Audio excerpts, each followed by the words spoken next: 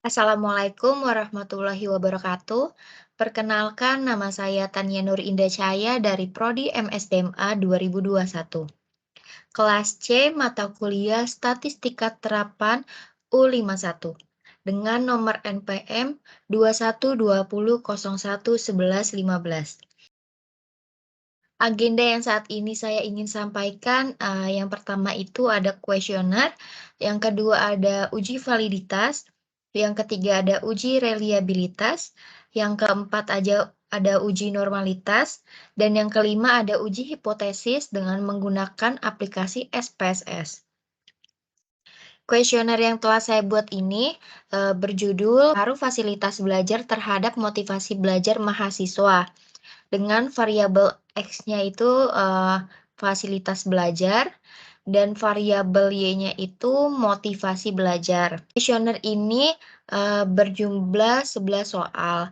8 soal untuk variabel X dan 3 soal untuk variabel Y. Masing-masing jawaban pada soal terdapat 5 opsi, yaitu yang pertama ada sangat tidak setuju, yang kedua ada tidak setuju, yang ketiga ada netral, keempat setuju, dan kelima sangat setuju. Kuesioner ini saya sebarkan kepada kalangan mahasiswa dan saat ini saya telah mendapatkan responden sebanyak 45. Selanjutnya, setelah mendapatkan hasil dari kuesioner ini, maka hasilnya akan saya pindahkan ke Excel. Nah, di Excel ini data-data yang kita dapat semua ditaruh di sini. Selanjutnya, jika ingin melakukan uji validitas, maka kita harus membuka aplikasi SPSS terlebih dahulu. Di sini sudah terbuka aplikasi data SPSS. Yang pertama-tama, data yang ada pada Excel masukkan ke dalam data view yang ada di pojok kiri ini. Terus setelah itu saya mengganti namanya atau mengganti pertanyaannya. Yang pertama itu untuk pertanyaan pertama saya beri nama X1 sampai dengan X8 dengan total X-nya. Dan untuk variabel Y-nya yaitu pertanyaan ke-9, Y9 sampai dengan Y11 beserta dengan total Y-nya. Lalu untuk melakukan uji validitas, kita harus mengeklik analyze dulu yang ada di atas ini. Setelah mengeklik analyze, kita cari bacaan correlate. Nah, di sini sudah dapat correlate. Terus kita ke bagian variate.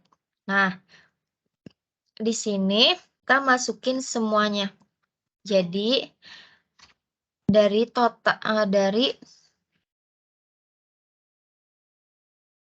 dari X1 sampai total Y itu kita masukin.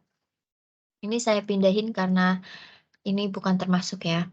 Nah, pastikan sebelum mengeklik OK, kita harus memastikan bahwa correlation coefficient ini pada bagian person-nya ini kita sudah checklist. Selanjutnya pada bagian test of significance dan to tilde ini kita harus checklist juga, dan yang terakhir ada flag significant ini kita harus checklist.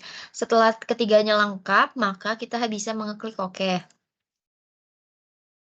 Nah, di sini sudah terlihat output dari uji validitasnya. Selanjutnya saya akan menunjukkan hasil yang saya dapatkan. Di sini ada mencari airtable. Nah, untuk membaca airtable itu sebelumnya harus menentukan degree of freedom atau DF dan taraf signifikasi. DF sama dengan N kurang 2, di mana N itu jumlah kasus atau sampel. Nah, N saya di sini tuh sejumlah 45, maka DF saya yaitu 45 dikurang 2 maka menjadi 43.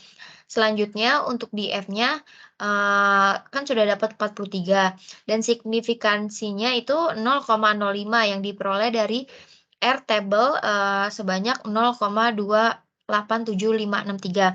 Karena di airtable ini tidak terdapat 43, maka saya menggunakan 45-nya saja karena hasilnya tetap lebih besar hasil saya. Selanjutnya, uji validitas. Nah, dari tabel yang terdapat di bawah ini dapat dilihat dari ke-8 indikator dalam variabel X, semua item dapat dikatakan valid, karena total variabel X untuk semua indikator berada di atas R table, yaitu 0,287563. Selain uji validitas dengan menggunakan R table, saya juga menguji validitas dengan menggunakan signifikansi to-tilet. Jika signifikansi to-tilet berada di bawah nilai ketetapan 0,05, maka dengan begitu dapat dikatakan bahwa seluruh indikator dalam variabel X valid. Dalam tabel terlihat bahwa 8 indikator yang ada, keseluruhan signifikansi to-tilet bernilai 0,000, yang berarti di bawah 0,05. Maka dapat dikatakan bahwa ke-8 indikator yang ada pada variabel X ini valid. Di sini bisa kita lihat outputnya. Ini sudah valid semua ya, karena sudah ada bintang-bintangnya. Selanjutnya untuk variabel Y. Nah, dari tabel yang di bawah ini terdapat 3 indikator yang ada pada variabel Y.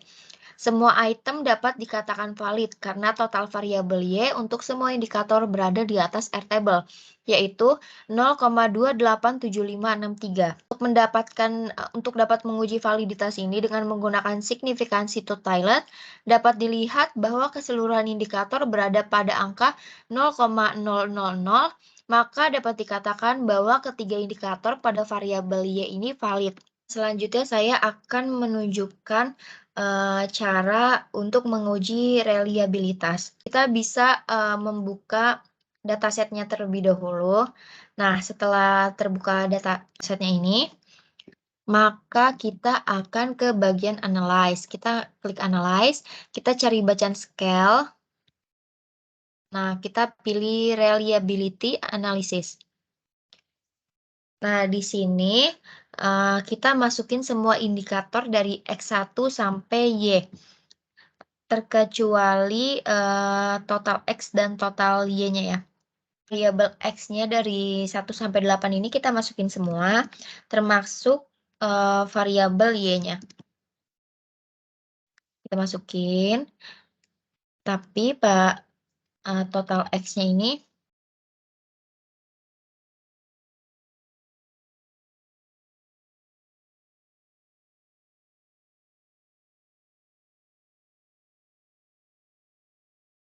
Nah, ini sudah keluar hasil dari reliability-nya.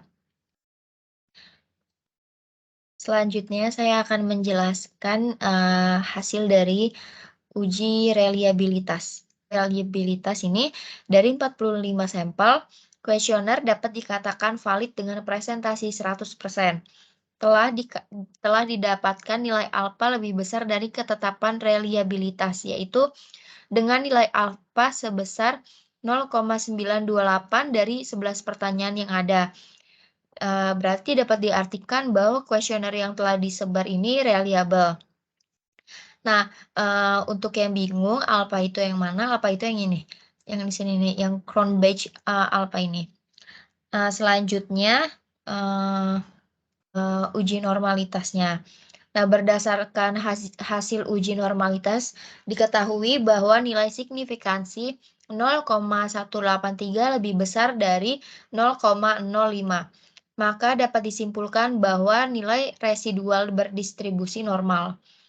Nah, saya akan menunjukkan bagaimana caranya untuk menguji normalitas ini. Nah, kita balik lagi ke SPSS. Seperti yang tadi kita lakukan, kita pencet bagian analyze, tetapi kali ini kita ke bagian regression ini. Setelah regression ini, kita pilih bacaan linear. Nah, setelah keluar, total X ini kita masukkan ke bagian independen, dan total Y kita masukkan ke bagian dependent. Selanjutnya kita akan mengeklik bacaan save ini yang ada di kanan. Nah, pastikan residualsnya ini unstandard size ini kita checklist, dan yang paling bawah ini yang include ini juga kita checklist. Setelah keduanya lengkap sudah di checklist, maka kita bisa memencet continue. Lalu kita pencet OK. Maka keluar hasil dari regression. Nah, ini dia hasilnya, table-nya ya guys. Nah, di F sama dengan N kurang 2. Di F sama dengan 45 kurang 2 yaitu 43.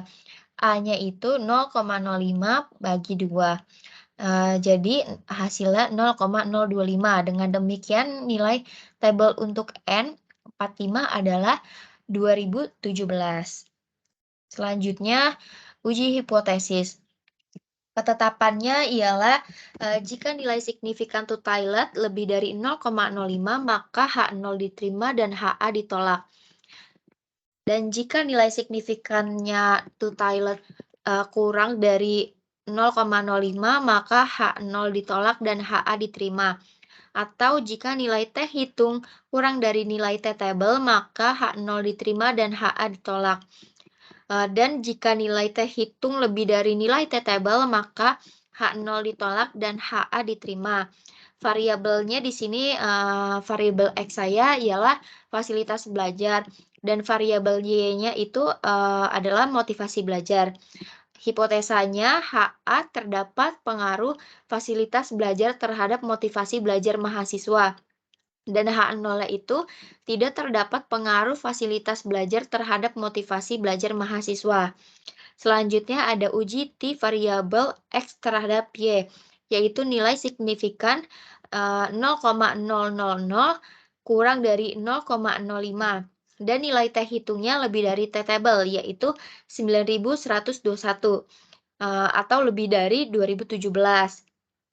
Nah, sesuai dengan tabel, yaitu hasil uji T parsial menunjukkan bahwa nilai signifikansi pengaruh belajar pada variabel X terhadap motivasi belajar pada variabel Y adalah 0,00 kurang dari 0,05 dan nilai T hitungnya yaitu 9121 atau lebih dari nilai T tabel yaitu 2017.